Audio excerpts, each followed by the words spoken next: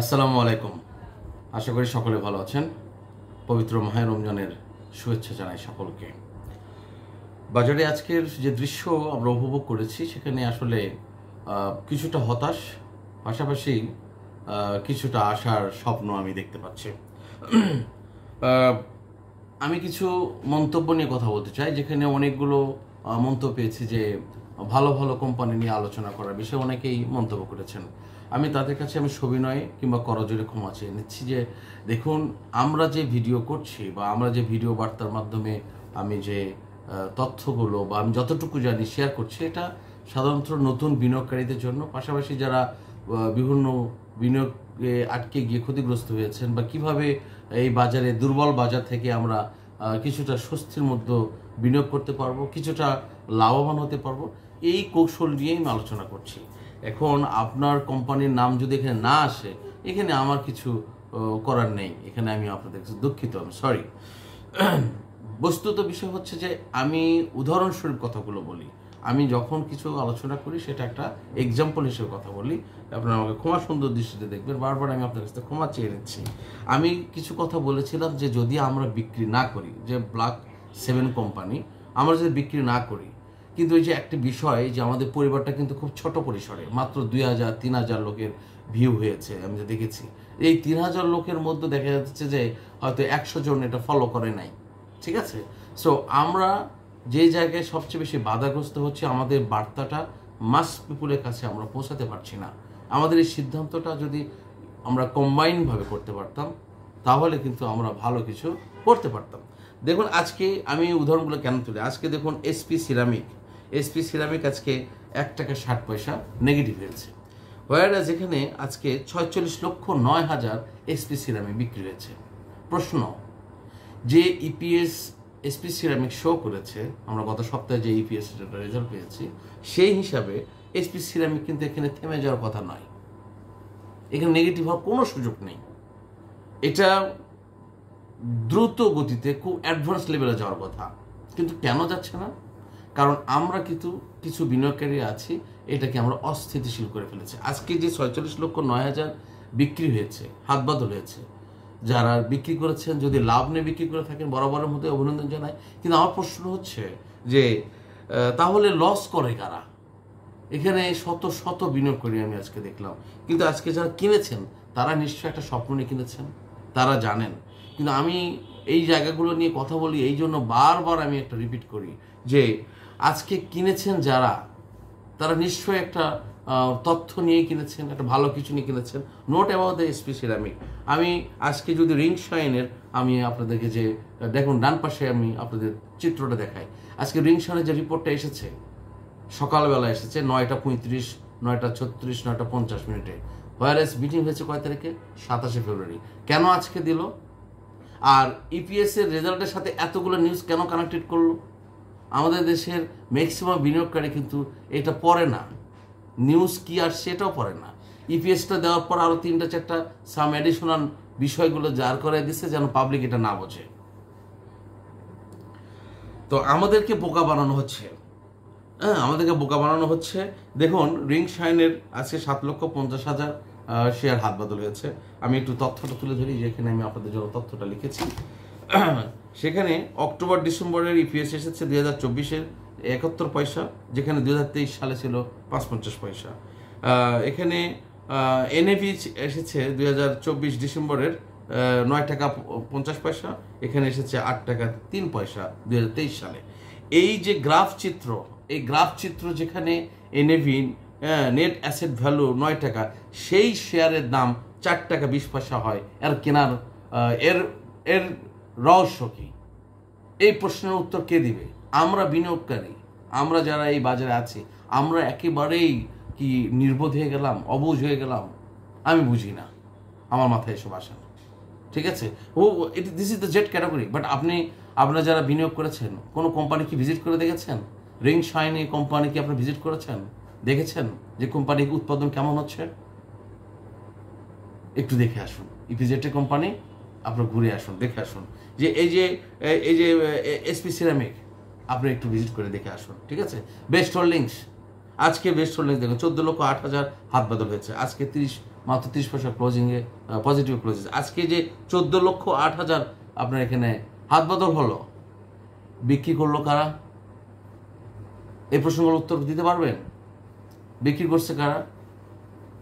So আমি যে বিষয়গুলো আপনাদেরকে উদাহরণস্বরূপ বলি, আজকে রবি 17,24,000 আপনার শেয়ার হাত বদল হয়েছে।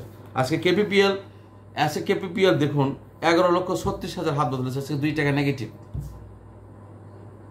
আজকে 2 টাকা নেগেটিভে। সো এই বাজার এইভাবে যদি আমরা বিনিয়োগকারীদের কাছে তথ্য না দিতে পারি, আমরা যদি নিজেদের অবস্থান নিজেরা নষ্ট করে ফেলি, তাহলে তো আপনার ওই আবুল খায়ের কোম্পানির বা আবুল খায়ের, শিবলি খয়ের, হুদা খয়ের এরা কেউ কিছু করতে পারবে না। আমরা অনেকেই খুব ভালো ভালো পরামর্শ দিতে পারি যে 6 মাসের জন্য রেখে দিতে হবে, 5 মাসের জন্য রেখে দিতে হবে, 1 বছর রেখে দিতে হবে। আরে ভাই 3 দিনের জন্য রাখতে চায় না।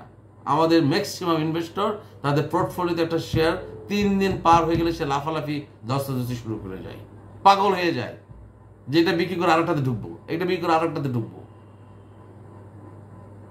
একদম অস্থির।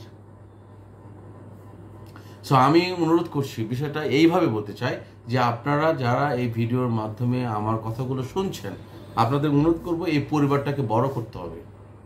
অ্যাজ লং আমরা যদি বড় করতে না পারি, তাহলে এই তথ্যগুলো দিয়ে আপনার পার্সোনাল বেনিফিট হতে পারবেন যতটুকু, আর যদি এই পরিবারটা বড় করতে পারে তাহলে আমরা ম্যাসিভ আকারে প্রফিট করতে পারবো এবং আমরা ভালো কিছু করতে পারবো।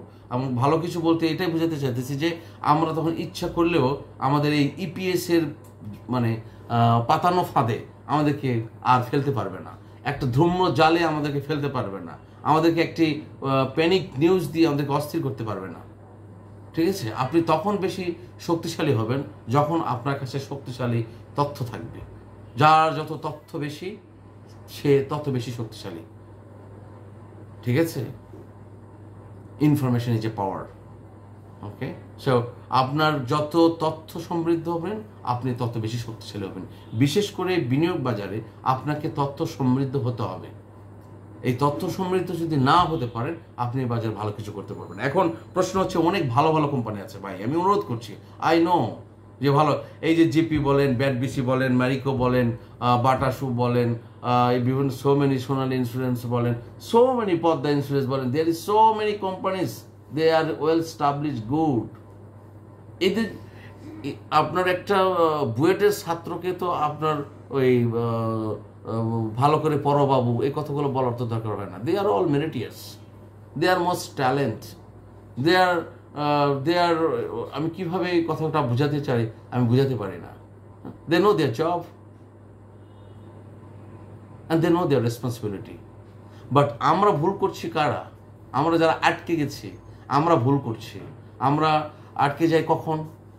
আমি যে মেসেজটা গত পরশু দিন বলেছিলাম যে Bashundhara paper mills limited BPML, এটা কি হয়েছে, এক ধাপে বেড়ে যাচ্ছে। আমি কিন্তু বলেছি, গতকাল ভিডিওতে কিন্তু বলেছি যে কেন বলেছি, যে যেভাবে বেড়ে যাচ্ছে দেখুন একটা নিউজ দিয়ে এটাকে ফেলে দিবে, এই যে নিউজ দিয়ে এটা ফেলে দিচ্ছে। কিন্তু এখন অনেকেই আবার কি করবে, যারা লাস্ট স্টেজে কিনেছিল তারা কিন্তু হয়তো লস দিয়ে বিক্রি করে বের হয়ে যাবে।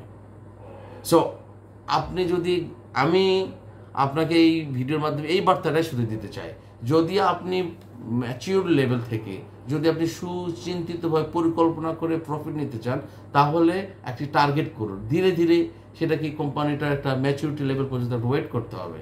আজকে কিনবেন কালকে হল্ট হবে, আজকে কিনবেন কালকে লাভ করবেন, এমন চিন্তা যদি আপনার মাথা থাকে, এই স্টক মার্কেটকে আপনি জুয়ার মার্কেট যদি বানিয়ে ফেলেন, এখানে যদি আপনি জুয়ারির মতো মুভমেন্ট করেন, আপনাকে তো কেউ ভরসা দিয়ে বলতে পারবে না, আর আপনি কখনোই টাকা ঘরে নিয়ে আসতে পারবেন না।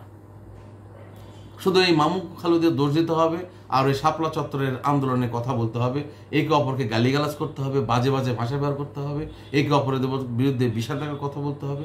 এছাড়া মনকে বুঝ দেওয়ার মতো কিছু থাকবে না। আর আপনি যদি পরিকল্পনা করেন, আপনি যদি চিন্তা করেন, যেমন এখন দেখুন রবি, আপনি যদি প্রতিদিন কিনেন, ওয়েট করেন, দেখবেন যে এটা কোথায় যায়। যতদিন যাবে না আপনি ওয়েট করতে হবে, you have to wait, because you are stock market. আপনি আরেকটা কিনে লাভ পাচ্ছেন, সেটা যে আপনাকে থামিয়ে দিবে না আপনি কিভাবে জানেন? এই যে বেস্ট হোল্ডিংস, এই যে এসপি সিরামিক, আপনার এটা এর আগে আমি কথাগুলো এসপি সিরামিক বলেছিলাম, তখন যে এটা এই 18 টাকা 20 টাকা পর্যন্ত যাবে, তখন তো আপনাকে গুরুত্ব দেন না, তখন তো আপনি কিনে রাখেন নাই। এখন আবার এসপি সিরামিক যে আগামীতে 30 টাকা পার হবে না, হু নোস, আপনি জানেন কেন পার হবে না? যে ইপিএস শো করেছে এটা অনেক দূর চলে যাবে, but when I don't know, you don't know. So এই জন্য আপনাকে ওয়েট করতে হবে এবং আপনাকে ধীরে ধীরে সংগ্রহ করতে হবে, আস্তে আস্তে সংগ্রহ করতে হবে, ওকে, এবং ধৈর্য ধরে থাকতে হবে, রাইট? সো এই যে রিং শাইনের যে অবস্থা, কোম্পানির যে অবস্থা, এটা নিয়ে কথা বলে অনেকের গাত্র দাওয়া হয়, অনেক গা জ্বলে।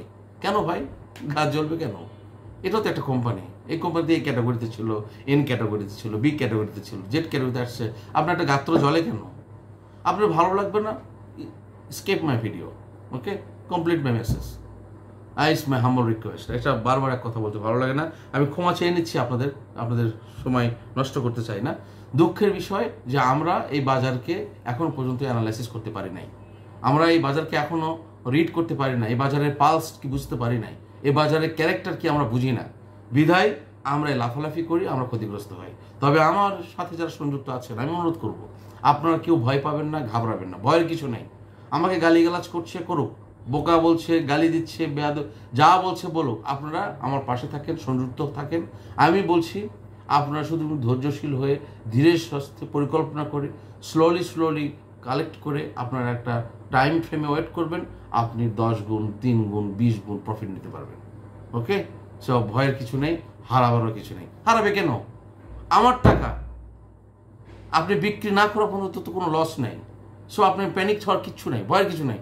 এই মার্কেটে সেই টাকাটা শুধু নিয়ে আসবেন যেই টাকাটা আপনার ডেইলি কাজে ব্যবহার হয় না, একটু সেভ মানি, এটা একটা ফ্রিজ মানি, এটা অলস টাকা, যে টাকাটা আপনার সচরাচর কাজে লাগে না, সেই টাকাটা নিয়ে আপনি এই মার্কেটে ইনভেস্ট করবেন। ধার করে নিয়ে এসে ব্যাংক থেকে ইন্টারেস্ট নিয়ে, মার্জিন লোন নিয়ে, ওই বন্ধুর কাছে ধার নিয়ে, ফ্যামিলি মেম্বারের কাছে ধার নিয়ে এই মার্কেটে ইনভেস্ট করবেন না। এটা আপনার প্রতি আমার একটা অনুরোধ থাকবে। তাহলে আপনি প্যানিক হয়ে পড়বেন, অস্থিরে পড়বেন, কারণ কমিটমেন্ট ঠিক থাকবে না, কারণ আপনি জানেন না যে আগামীকালে বাজার গতি কোথায় যাবে। দিন শেষে আমি সকলের শুভকামনা করি, তবে সবসময় মাথায় রাখবেন যে আজকে যারা ট্যালেন্ট, এসপি সিরামিক যারা আজকে কালেক্ট করছে, they are the talent person, they are the most talent person, they are the real investor. আজকে যারা কেপিপিএল কালেক্ট করেছেন স্লোলি ভাবে, আমি বলবো they are the real investor. They knows যে এটা যখন গ্রোথ হবে, এরা যেদিন বিক্রি করবে আপনারা সেদিন কিনবেন, এরা আপনার কাঁধে পা দিয়েই বের হয়ে যাবে, সেদিন আপনি কিনবেন আর এরা কিন্তু আপনার কাঁধে পা দিয়ে চলে যাবে। এইগুলোকে বলা হয় স্মার্ট ইনভেস্টর। সো আমি অনুরোধ করবো আপনি স্মার্ট ইনভেস্টর হন, পরিকল্পনা করুন, সময়ের সাথে সাথে এগিয়ে চলুন, সুপরিকল্পিতভাবে, সুন্দরভাবে, নো প্যানিক, ঠান্ডা মাথায়। আমি তো আপনাকে বলেছি এখানে হারাবার কিছু নেই, ভয়ের কিছু নেই। So please once second I am sincerely apologize to everyone. কেউ আমার কথায় যদি কষ্ট পেয়ে থাকেন, আমাকে ক্ষমা সুন্দর দৃষ্টিতে থাকবেন। ইটস এ ফ্যামিলি, এটা আমাদের একটা পরিবার, এই পরিবারটাকে আমাদের বড় করতে হবে। যদি আমি বারবার বলেছি যে 50,000 সদস্য বিশিষ্ট যদি পরিবারটা হয়ে যায়, আমরা ভালো কিছু করতে পারবো। সকলের প্রতি আমার অনুরোধ থাকবে পরিবারটাকে বড় করার জন্য সবাই যার প্ল্যাটফর্ম থেকে আপনি একটু শেয়ার করে দিবেন, যেন আমাদের সদস্য সংখ্যা বৃদ্ধি পায়, আমরা ভালো কিছু করতে পারবো। সকলের প্রতি শুভকামনা। আল্লাহ হাফিজ। আসসালামু আলাইকুম ওয়া রাহমাতুল্লাহি ওয়া বারাকাতুহু।